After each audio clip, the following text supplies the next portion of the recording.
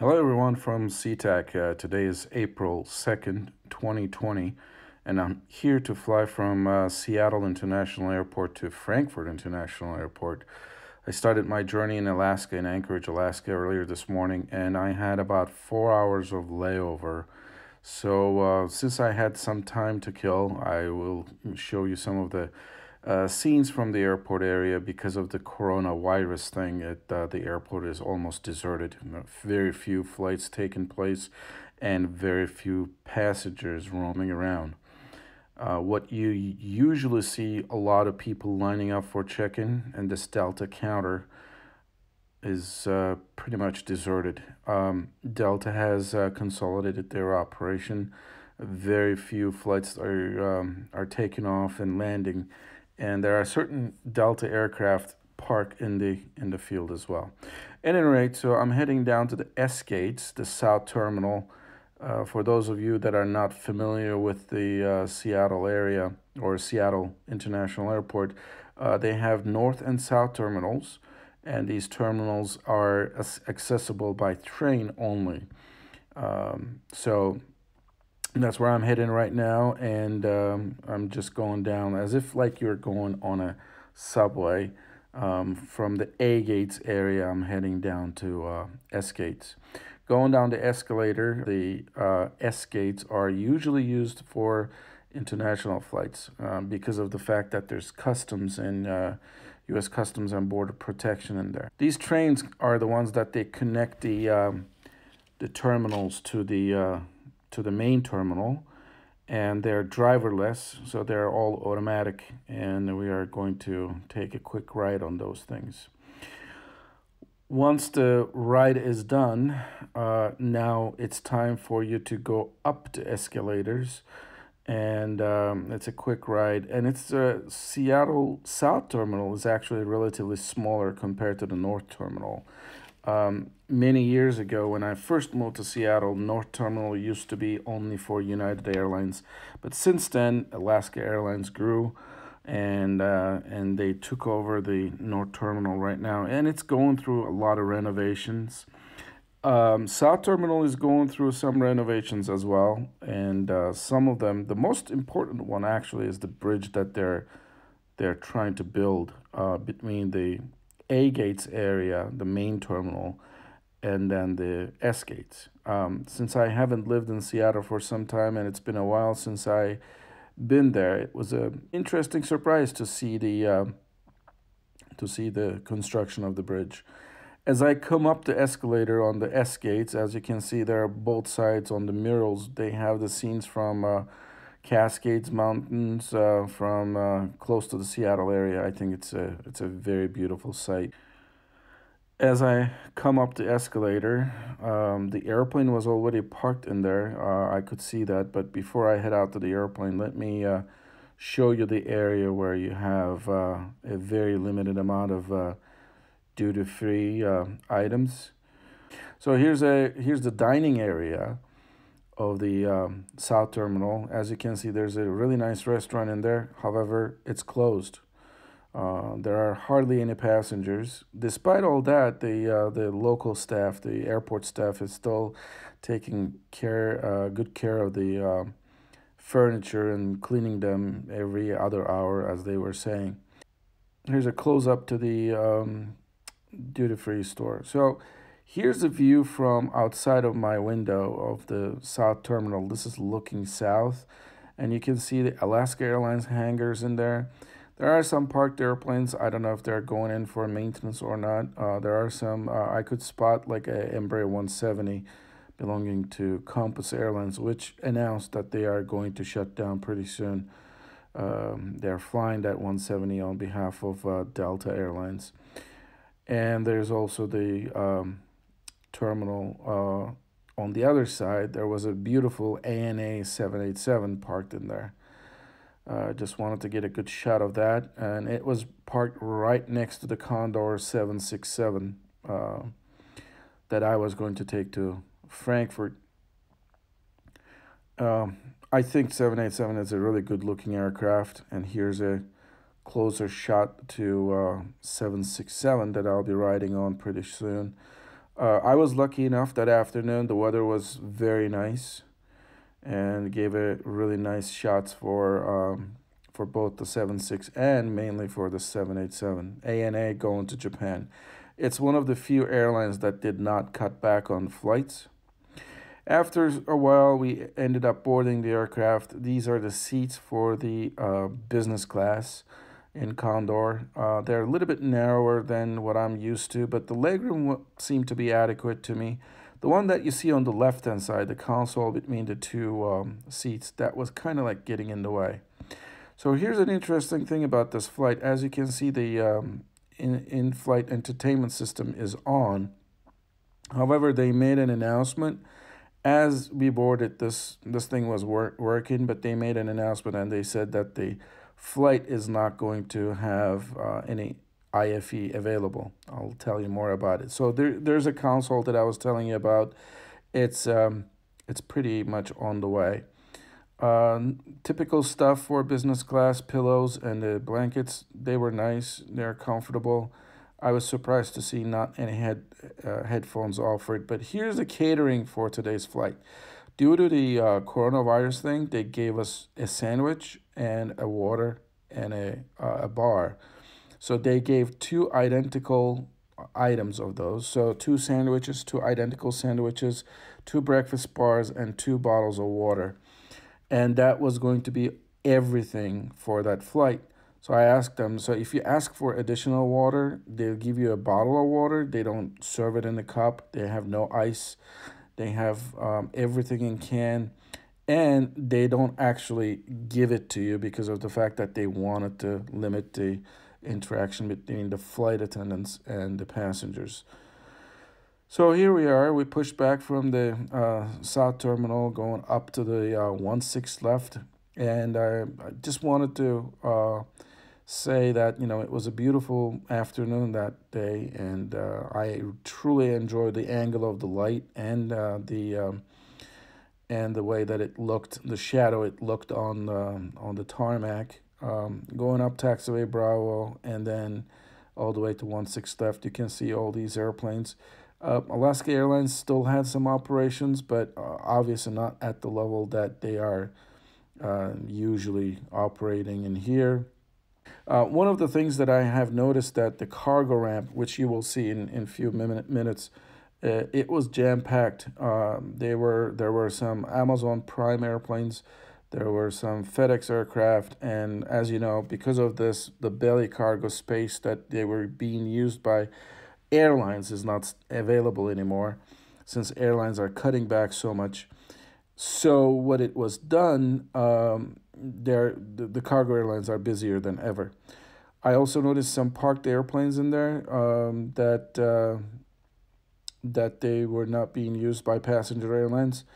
And so here's a fast forward of all that taxiing time. And pretty soon I'm going to leave you alone with a full takeoff video, a gorgeous video taken off from Seattle International Airport looking west. Here we go.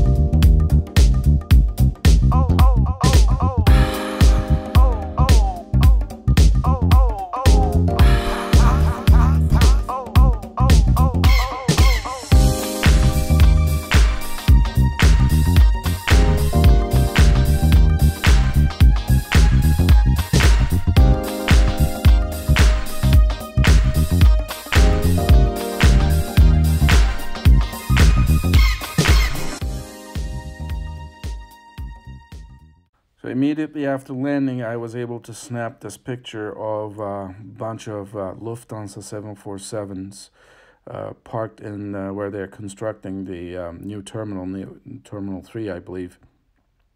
So it was interesting to see that mainly a lot of them, they were Dash 8 models, even though there was a Dash 400 model as well.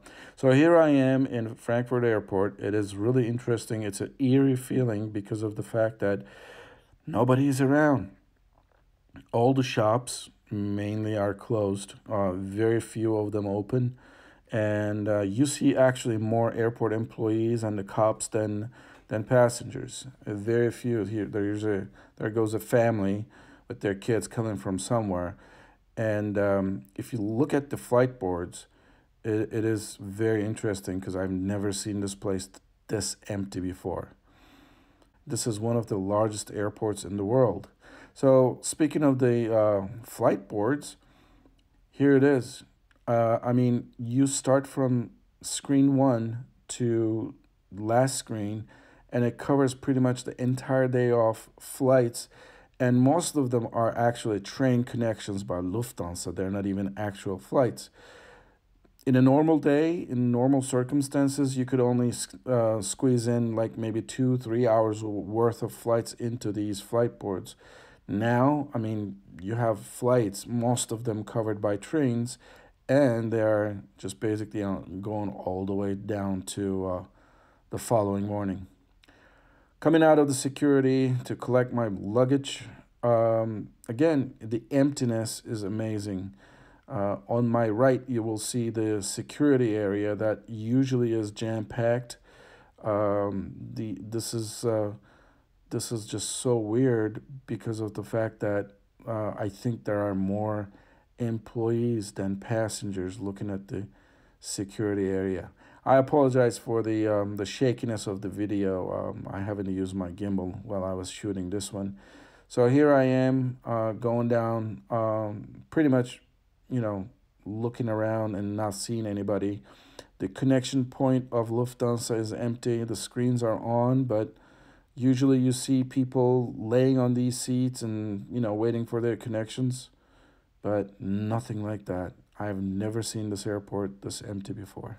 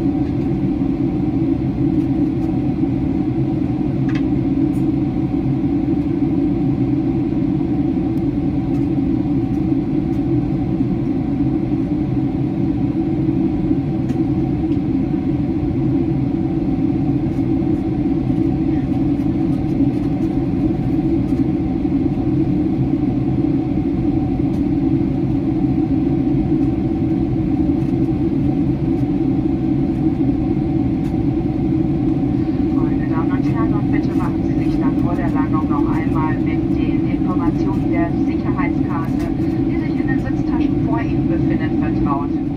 Insbesondere mit der Lage der nächsten Notausgänge, die sich ja durchaus auch hinter Ihnen befinden können. Im Notfall denken Sie bitte dran, Ihr Handgepäck an Bord zu lassen. Vielen Dank.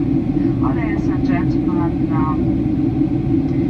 please take a few moments now to review the contents of the safety card and the location of the nearest exits. Please have in mind that the nearest exit could just behind you. And should you have to leave the aircraft quickly, you must leave all hand luggage behind.